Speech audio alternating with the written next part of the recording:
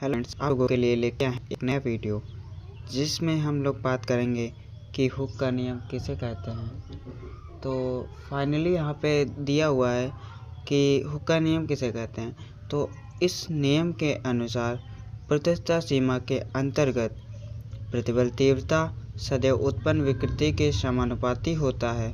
इसे ही हुक का नियम कहते हैं। मतलब ये कह रहा है कि प्रत्यक्षता सीमा के अंदर मतलब कोई वस्तु है जो पूर्ण प्रत्यास्थ हो रही है, तो प्रत्यक्षता सीमा के अंतर्गत प्रतिबल तीव्रता सदैव उत्पन्न विकृति के समानुपाती होता है।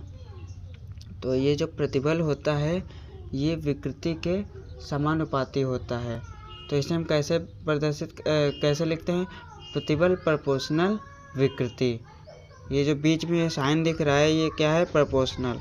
तो प्रतिबल प्रोपोर्शनल विकृति, ये जो प्रतिबल होता है विकृति के समानुपाती होता है।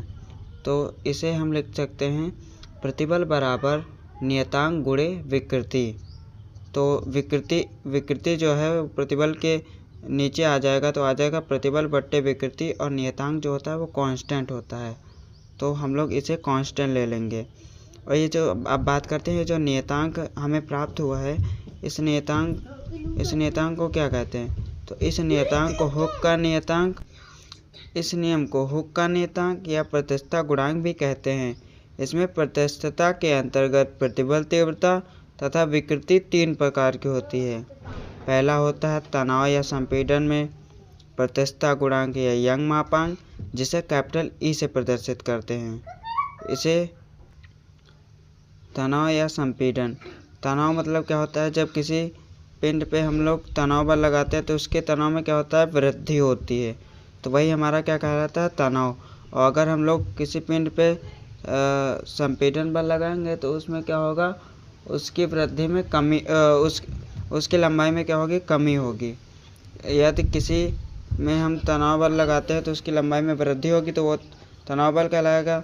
अगर किसी पे हम संपीड़न बल लगाते हैं तो उसकी लंबाई में क्या होती है? कमी होती है, तो यह संपीड़न कहलाता है। प्रत्यक्षता गुणांक यंग मापांक, इसे कैपिटल ई से प्रदर्शित करते हैं। और दूसरा दृढ़ता मापांक कैपिटल जी और कैपिटल एन कैपिटल सी। आयतन मापांक को कैपिटल के से प्रदर्शित करते हैं। तो उम्मीद करते हैं कि वीडियो आप लोगों को बहुत अच्छा लगा होगा। तो प्लीज़ लाइक और सब्सक्राइब कर दीजिएगा। धन्यवाद।